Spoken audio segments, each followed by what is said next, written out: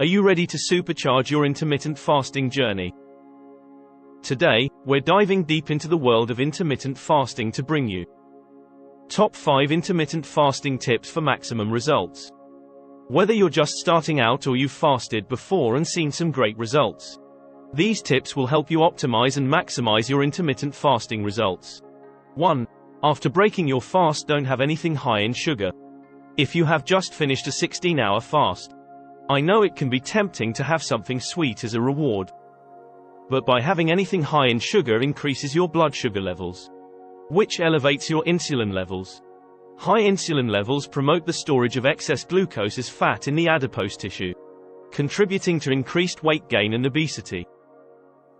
Conversely, when you are in a fasted state, the opposite happens, and your insulin levels are low. So you'll be able to burn more fat for energy rather than store it. Just before we get on to point number 2, make sure to hit that subscribe button for more videos like this. 2. Plan what you eat during your eating window. Planning what you eat and drink during your eating window can be very helpful, especially if you are tracking every calorie, because if you are consistent and you're seeing results every single week, you can easily see your stats when you plan out your eating window. 1. Plan your eating window time. Let's say you have an 18-hour fast and a 6-hour eating window, eating at 12 p.m. and 6 p.m. 2. Plan out the meals you want to eat. If you're not sure, you check out recipes online. 3. Do the meals meet your calories per day? Does it meet your grocery budget? Remember, if you're having the same meals and you have already made a note of the calories, this part of the process shouldn't take too long. 3. Set the time you can cook and eat the meals. 4. This is the hardest step.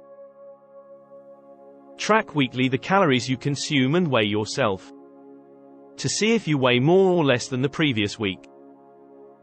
Ask yourself, what did I do well? And what didn't I do well this week compared to last weekend? What can I improve and what can I get rid of? If you're not a huge fan of tracking calories, you can also choose foods that are least likely to increase insulin levels.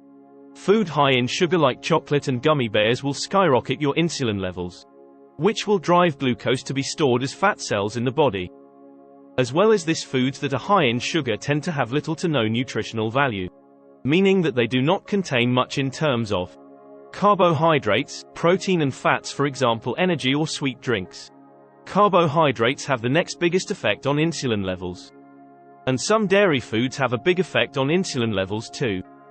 Protein has a smaller impact and fat has the lowest impact on insulin levels. So when you break your fast, the first thing you should eat is natural wholesome foods, like spinach, almonds, and mangoes. Then you can move on to proteins like chicken, turkey and beef. After that you can move on to foods like oatmeal, rice and pasta that are more carb heavy if you're feeling hungry.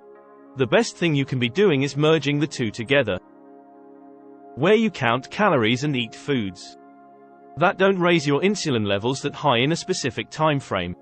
It might seem hard at first, but when you've tracked and recorded it once, you can easily copy and paste it onto a spreadsheet if you have the same meals again. If you do one of these two things, you're already miles ahead of the competition. 3. Ketogenic fasting. This is where the ketogenic diet and fasting come together to enhance weight loss even further. The ketogenic diet involves significantly reducing carbohydrate intake and replacing it with healthy fats. This restriction of carbs forces the body to enter a state of ketosis, where it produces ketones from fat stores to be used as an alternative fuel source for energy. Intermittent fasting typically involves cycling between periods of eating and fasting. This method is a lot more restrictive than just fasting alone and the previous method, because typically in a ketogenic diet, it will consist of 70 to 75% fat, 15 to 20% protein, and 5 to 10% of carbs every day. This is to focus on high-fat and low-carb foods like eggs, meats and low-carb vegetables. 4. Extend the length of your fast. By extending the length of your fast, you are restricting your window of eating, which means your insulin levels are lower for longer, meaning that you will be burning fat rather than storing it.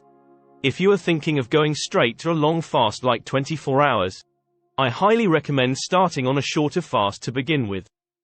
Let's say you already fast for 16 hours and eat in an 8-hour window. Gradually change to 18-hour fasting period and a 6-hour eating window.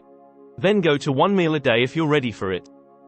A big pro about the 1 meal day is not just the fasting element, but the amount of calories you can consume in the 1 meal. The amount of calories you think you can consume might not be as much as you think, because you can get full quite easily from 1 meal. If you are trying to reach a rough calorie amount, you might even find it challenging to eat that much in one sitting, so take that into consideration. 5. Performing fasted workouts. First of all, let's go over what a fasted workout is. This is where you work out in a fasted state, at least 4-6 hours after eating. This will allow your body to have already digested and metabolized most of your meal, if not all of your meal, meaning you can use it for energy for your workout. Also, by being in a fasted state, you will eventually run out of food energy, and you will be left to burn fat from your fat storage, which can result in a further decrease in weight. Who shouldn't do fasting? 1. Pregnant women. Pregnant women have increased nutritional needs to support the growth and development of the fetus. Intermittent fasting may not provide sufficient nutrients for both the mother and the baby, and it's crucial for pregnant women to maintain stable energy and nutrient intake. 2. Children and adolescents. Children and adolescents have increased energy and nutrient requirements for growth and development. Intermittent fasting may interfere with these needs and could potentially impact physical and cognitive development. 3. People with certain medical conditions. People with a medical condition such as diabetes, hypoglycemia, or adrenal insufficiency should approach intermittent fasting with caution and under the guidance of a healthcare professional. Fasting can affect blood sugar levels and medication requirements, so it's essential to monitor these factors closely. Just before we get into the final tips, how long have you fasted for? Did you find it very beneficial? Let's get into the final tip so you can stay committed long-term with intermittent fasting. 1. Remember to stick to something consistently. If you have an eating window of 6 hours every day, make sure this can be something you can stick to, without overthinking when your next meal is going to be. If it's something you can stick to for months and even years, this is a good option for you. 2. Avoid sweets after a fast. Eating sweets not only allows more fat to build on your body, it is filled with no nutritional value, meaning that you will need nutritional food, because your body will need nutrients for energy production and growth and repair. 3. Drink water. Staying hydrated during a fasting period is essential, because it supports body functions and makes you feel full, so it decreases the chances of you eating outside of your eating window. If you're not a fan of cold or hot water, you can have herbal teas like chamomile, ginger or green tea as a substitute. Now, if you like this video, I'm sure you will like this video, because it can help you burn a lot of calories. Also, if you haven't already, make sure to hit that subscribe button, and I'll see you in the next one.